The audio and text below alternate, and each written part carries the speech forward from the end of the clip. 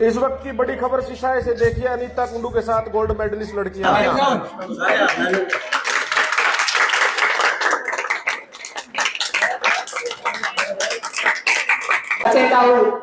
मेरे दादे, मेरे सामने बैठे मेरे बहन भाई, मेरे चाचे ताई, सब स्कूल के अध्यापकगण, पत्रकार बंधु, बरवाला से आई सुमन मैडम जी, मेरे सामने खड़े सभी गांव की शान और आज के हमारे इस प्रोग्राम की शोभा, ये नन्ही नन्ही बेटियां, ये मेरे छोटे भाई, मैं सभी को नमस्कार करती हूँ, प्रणाम करती हूँ, बधाई देती हूँ। सबसे पहले तो मैं बलवान जी को, मेरे पास शब्द नहीं है, मैं आपकी तारीफ करूं कि आपने गांव से बाहर खेतों के सुंदर प्रांगण के अंदर आपने जो चार चांद लगाए हैं, जो एक छोटी सी जो बगिया लगाई है, मेरा ये मानना है कि आने वाले समय में ये बहुत बड़ा विश्वविद्यालय बनेगा और ये शीशाए गांव का नाम रोशन करेगा। मेरे साथ ट्रैक्टर पे एक युवा भाई बहुत ही अच्छी कमेंट्री करते हुए, हौसला बढ़ाते हुए साथ में बहनों का आ रहे थे, मेरा भी हौसला उन्होंने बढ़ाया। अभी अंकित जी स्टेज को बहुत अच्छे से हैंडल कर रहे थे, बहुत अच्छी मोटिवेशन की बातें कर रहे थे। मेरा एक मानना है, मेरे सामने मेरी चाची ताई बैठी हैं, सभी परिवार के लोग बैठे हैं, मैं एक ही बात कहती हूँ कि इंसान को अगर 2 टाइम रोटी ना मिले तो काम चल जाता है, लेकिन मेरा ये मानना है कि इंसान को अगर 1 सेकंड भी हौसला ना मिले तो मुझे लगता है कि काम नहीं चलता है। हौसले के बगैर जीवन संभव नहीं है, क्योंकि मैं उस प्रदेश की बेटी हूँ। जब भी समाज पे, परिवार पे, किसी इंसान पे आपत्ति आई तो मेरे काके ताऊओं ने, मेरी चाची ताइयों ने एक ही बात समझाई है कि बेटा हौसला ही सबसे बड़ी ताकत है, आपने भई हालात से लड़ना होगा, जूझना होगा, आगे बढ़ना होगा।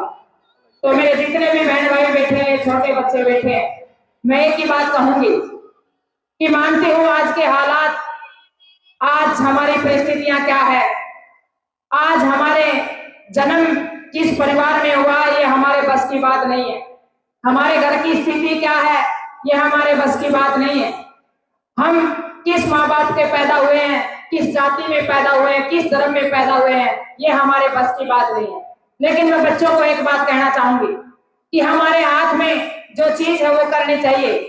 हमारे हाथ में संघर्ष है, मेहनत है, और ये छोटा सा बस्ता है जिसको पढ़ करके हम वकील, डॉक्टर, मास्टर, पायलट और नेता और अभिनेता बन सकते हैं। ये हमारे बस में है। हम खेल के मैदान में जाकर के संघर्ष करके हम ओलंपिक से मेडल ला सकते हैं, ये हमारे बस में है। तो मेरा ये मानना है कि मेरे देश के युवाओं को मैं एक ही बात कहना चाहूंगी कि अपने जीवन के अंदर संघर्ष को साथी बनाइए, मेहनत से प्यार कीजिए, अपने हालातों को बदलने का एक सपना देखिए और लड़िए और जूझिए, विपरीत हालातों में अच्छे सपने खोजिए। मेरा ये मानना है कि हालात भी बदलेंगे, दशा भी बदलेगी, दिशा भी बदलेगी और ये समाज और देश आपका सम्मान भी करेगा। एक इंसान जब चलता है तो बहुत सारी आवाजें होती है। ये एकलव्य एकेडमी की जब शुरुआत की थी तो शायद बलवान जी ने अगर चर्चा की होगी तो लोगों ने मजाक बनाया होगा, लोगों ने ये कहा होगा कि कहाँ स्कूल बनाने चला है, कहाँ यहाँ खिलाड़ियों को आगे बढ़ाने चला है, ऐसा नहीं हो सकता। लेकिन बलवान जियों के उन विचारों में, बलवान जियों की सोच में ताकत थी, एक जज्बा था और उन्होंने वो सपना बिल्कुल क्लियर उनके दिमाग में हो चुका था और उन्होंने इस छोटे से मंदिर की शुरुआत की जो आज एक बहुत बड़े वृक्ष के रूप में आपके सामने है और आज वही लोग उनकी तालियां बजा रहे हैं, स्वागत कर रहे हैं, आज परिणाम आपके सामने।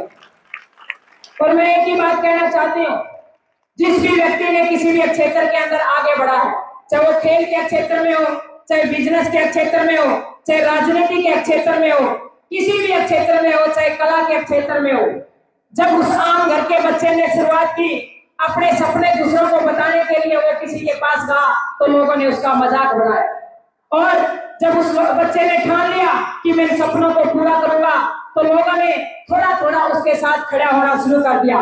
जब उस बच्चे ने सपने को पूरा करने के लिए आगे बढ़े और 4 कदम आगे बढ़ाए तो उन लोगों ने उसके साथ चलना शुरू कर दिया और जिस दिन वो बच्चा उस मुकाम पे पहुंच जाता है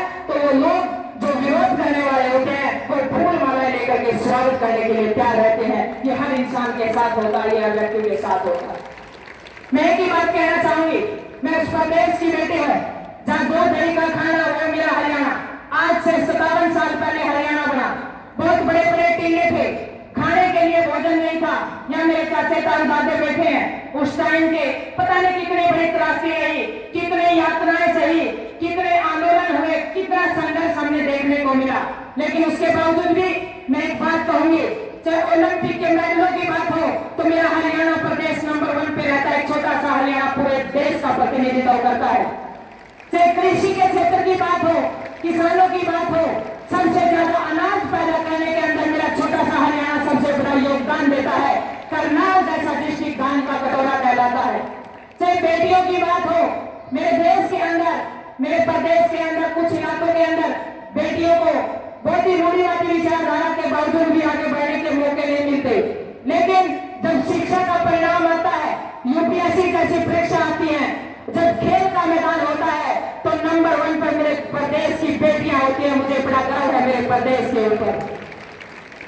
मैं उस प्रदेश की बेटी हूँ जो छोटा सा प्रदेश, जब सीमा की रक्षा की जाती है और सीमा की रक्षा की बात आती है, जब उस AK-47 बंदूक को उठा करके एक छोटा सा प्रदेश पूरे देश की रक्षा का काम करने का काम करता है, हर घर में फौजी जैसे भाई जवान वहां पर है, तो मुझे गर्व होता है मैं उस प्रदेश की बेटी हूँ। मेरे छोटे से हरियाणा ने इन 57 सालों में बहुत ज्यादा संघर्ष करके कामयाबी पाई है। मुझे प्राउड होता है, चाहे वो औद्योगिक क्षेत्र हो, चाहे कृषि का क्षेत्र हो, चाहे खेलों का क्षेत्र हो, कितनी भी चुनौतियां रही, लेकिन हमारे किसानों ने, हमारे जवानों ने, हमारे पहलवानों ने अपने प्रदेश का नाम रोशन करने का काम किया है। मैं मेरे छोटे बहन भाइयों को एक ही बात कहूंगी, ये आधुनिकता का दौर है, ये 21वीं सदी है, ये मोबाइल का युग है, इसमें बहुत सारी चुनौतियां भी हमारे सामने हैं। हम आगे भी बढ़े हैं, लेकिन मैं दो बातें जरूर स्टेज के माध्यम से शेयर करना चाहूंगी। आज जहां खिलाड़ी मेडल ला रहे हैं, वहां पास में बहुत सारे बच्चे आज चिट्टे के नशे में, आज चिट्टे के नशे के गिरफ्त में हैं। एक समय था लोग दारू पीते थे, पता नहीं कितनी माएं, कितने घर उजड़े, लेकिन